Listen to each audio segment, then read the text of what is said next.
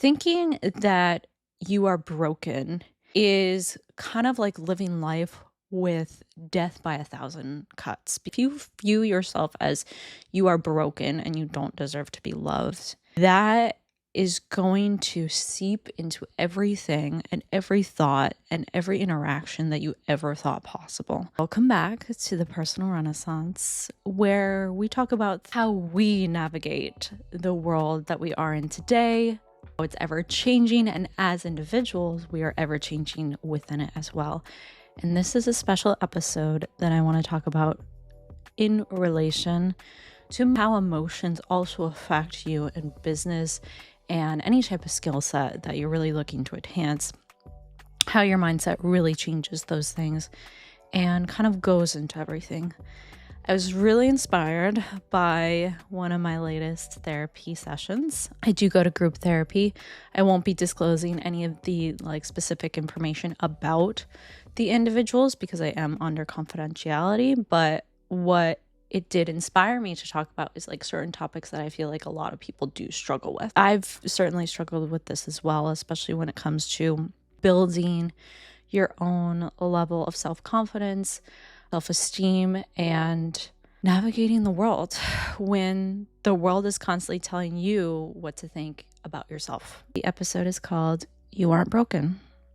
A lot of people in this world seem to think that if they've been through so many things, if they were just more perfect, more, they had to go through less terrible things, that people would love them more, or they would have the opportunity to love. And simply because they've gone through so much, whether it's, self-inflicted or not, that they don't deserve to be loved. And it's a very deep topic for today, but I feel like it's worthy of being shared because I feel like a lot of people struggle with this. And I remember really struggling with this for several different years in my life, but most particularly when I was just getting out of college, I really struggled with self-esteem issues and how I viewed myself and what I deserved and what I didn't deserve and everything like that. Thinking that you are broken is kind of like living life with death by a thousand cuts, because you still have to live life, essentially. You still have to go about your day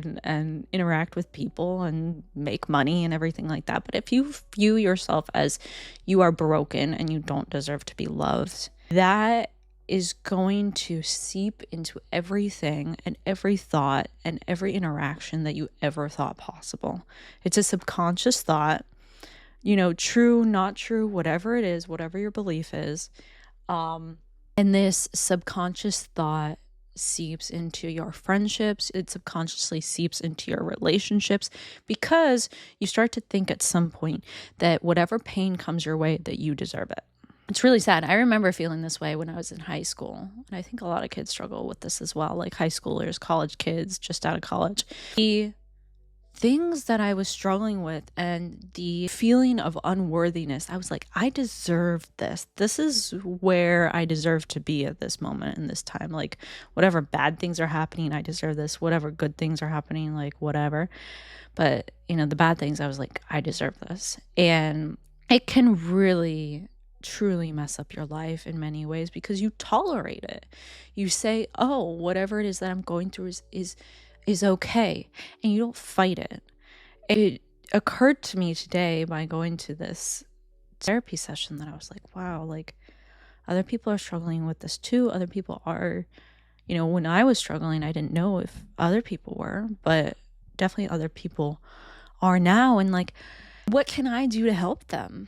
What can I do or change or talk about to help someone out there that's struggling with something like this right now?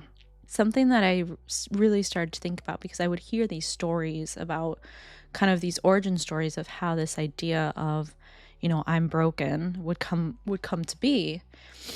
And I was like, none of us in the group are saying that we are broken because of, what we grew up in the womb and we were broken. It's things that people said and did to us that made us later on feel broken, right? It's the name calling, it's the bullying, it's the betrayals, it's the this, that, the things that happened to us or happened around us that led us to believe that we were broken. I'm sure, when we were, like 5 months old, of course we couldn't talk at the time, but let's say you handed a microphone to a baby and they could talk, I'm sure they'd feel all the love in the world if their parents gave them food and love and took care of their basic needs. Like, I'm sure they would be fine, but we tend to pick all these things up throughout our lives, and then we create this narrative that I'm broken, I don't deserve to be loved. It was really, really heartbreaking to hear that from other people. I was like, no, like, you don't know how good you are, you don't know how beautiful you are, and everything like that. And you're valuing other people's words and opinions above yourself. And I think that's something that's really important to understand about building your own self-esteem and self-confidence, is that when you build your own self-confidence and your own self-esteem, you have to put your view of yourself, your level of love for yourself, and opinion before anyone else's. And that's the only way to create self-confidence, because if you believed everyone else, you wouldn't get anywhere, because of course there's always going to be someone that dislikes you or hates you or, like is nitpicking at you. And if you're only listening to other people and other people's opinions about you, you're never going to hear anything that you like. Like there's several reasons why people would bully you or nitpick you or pick you apart or, put you down for many reasons. But if you put that opinion top of mind and more important in terms of weight of importance, if you put that higher than you put your own opinion about yourself, that's where things start to really change in the psyche. And the thing about this is that it's hard to do. It's hard to say, I'm going to value my opinion of myself before yours, because for the most part, your opinion has been a conglomerate or a calculation of everyone's opinion of you, and then you put it as a sum all together. And that's where you usually derive your opinion from about yourself, is an average of what other people think about you. And that's just not going to work, right? You have to learn to be like, well, in this avenue, I feel a sense of confidence. In this avenue, I'm really good at this thing, or I'm really talented in this thing. Or the hard thing about this is it takes a lot of introspection and a lot of really looking at who you are without the opinions of others, and to kind of just dim down the light and dim down the noise of other people's opinions is hard to do. But I found that with a lot of isolation, I isolate myself, that's for sure. I love being alone. But with isolation and reflecting and thinking back about certain things, these moments are going to help you really learn about yourself. Like, what do you really love to do? Do you really love to cook? Do you really love to paint? Right? Those are the things that can make you feel confident about who you are. You're like, I'm an amazing cook. Like, I can cook for myself. I could cook for other people. And you could derive, it is still a giving sense of value, instead of saying, well, I'm valuable just for being a human being, like, and walking on this earth. You're like, I'm valuable because I can cook, right? That is still an outside source, but it is getting you one step closer to being able to value yourself and say, I am a valuable human being. I deserve to be loved. I deserve, whatever, great things that come my way. I deserve to have that and to feel confident in that, versus I am broken and I don't deserve those things. And the real shift is retraining your subconscious. And I think for me, it took several years. I want to say, like, I started to, this issue really started to occur when I was just out of college, so maybe like 24. And I derived so much of my value, so much of my level of love and deservingness from the opinions of others, specific people in my life. And I later really reflected, and I was like, that person that I valued their opinion so much of me, they struggle with mental health issues. They struggle with not being able to control their emotions, not being able to understand and be able to articulate what they mean to say, and be able to interact with the world in a very diplomatic and cordial way and make me feel okay and feel loved, they didn't have those skill sets. And so, therefore, they didn't have those skill sets. And then I'm internalizing their inability to share what they need to share or love me the way that I need to be loved. And I'm turning it on myself. And I'm not saying that they're the problem or I'm the problem. I'm not asserting blame by any means.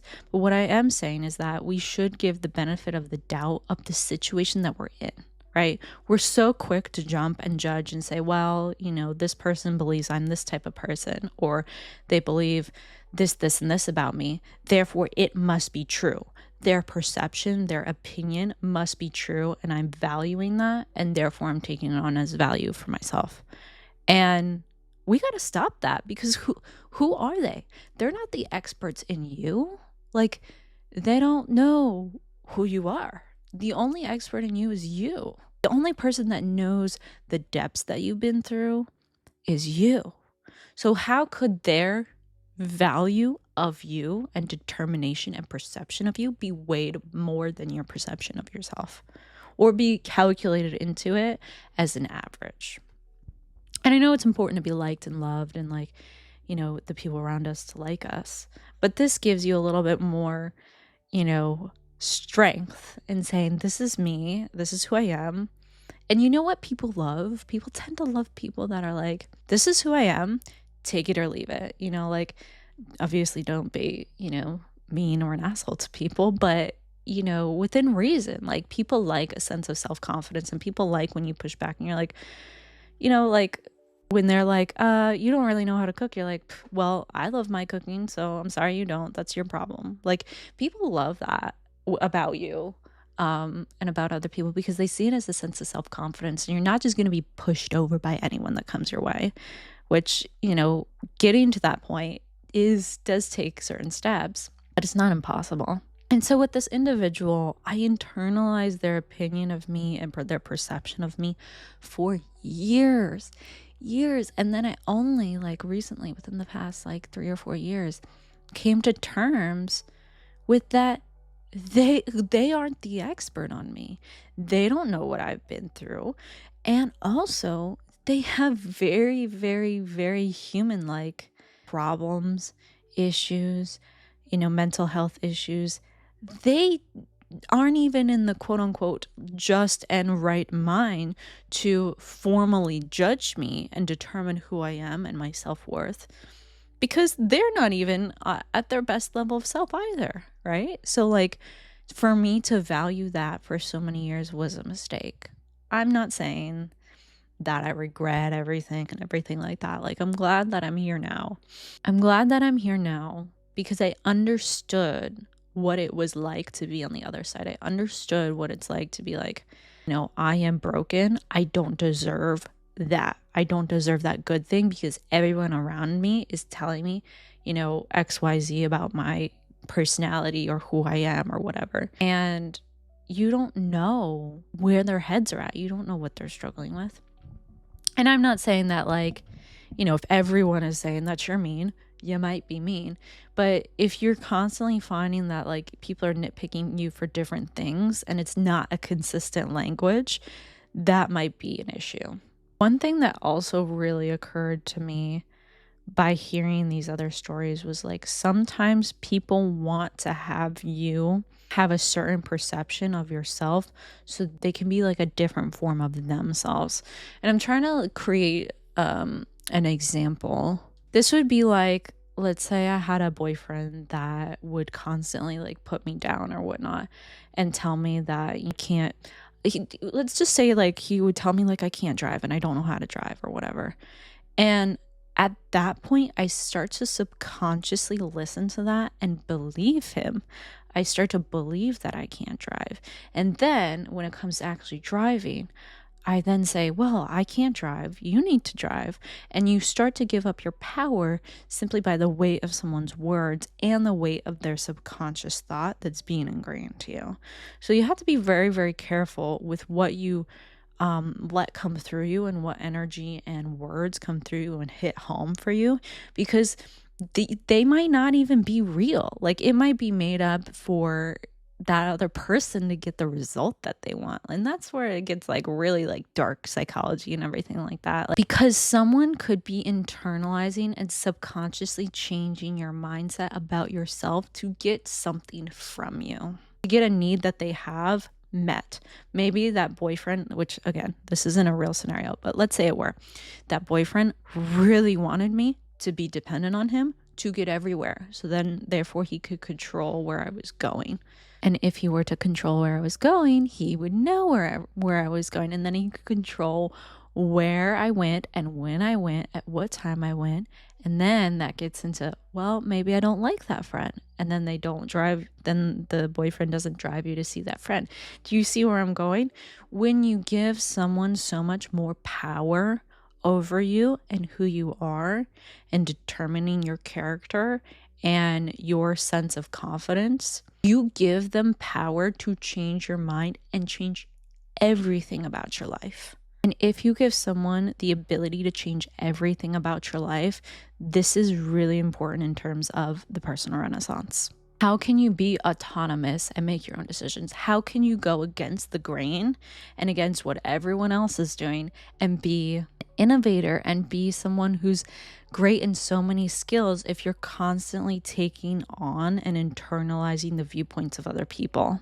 If I allowed that made-up boyfriend to essentially determine where I went and who I hung out with because I let that subconscious thought about me not being good at driving, then he could also control, well, you're not good at piano, you shouldn't learn piano, or you're not good at business, you shouldn't learn business. And then it starts to chip away at who you want to become and your ambitions and your goals. And it's not always so clear. Like, a lot of this stuff is so easy to miss because you don't necessarily have the viewpoint that the people around you are bad. And most of the time it's not. Like, sometimes, our internalized, sometimes people manipulate other people as a way to get their needs met, and they don't know anything different. So it may not be done with like a Disneyfied level of being a villain, if you will, but regardless, it can affect you. And so I'm really glad to be bringing you this message today from the Personal Renaissance with me,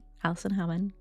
And I hope you can kind of see where a lot of these people were coming from, as well as, being able to navigate around it and everything like that, because it really is so important, especially with your journey of chasing your goals, chasing your dreams, becoming multi-talented and multi-passionate, that you have a sense of self-confidence. You're like, I don't care what anyone says. Like, I want to do what I want to do, and people can judge me for it, and I don't care. Like, their words have no weight on me. And so I definitely thought this was an important message to bring out so early in the journey of the personal renaissance. I know I was absent for a couple weeks. I hope I can be more consistent. I want to find a way of being able to share messages more consistently, and I'm going to find a way to do that, whether it means being more comfortable in my environment. Right now I'm in a little cardigan and sweats, whether it is, determining my lighting setup and how all that works. Maybe I like do my makeup as I do this. I'm not really sure, but it's an ever-evolving, ever-changing thing, just like how it is in the Renaissance, where you're constantly learning new skills. So I am a living, breathing my message, so to speak. So thank you so much for listening, and I hope to see you on the next one. Bye.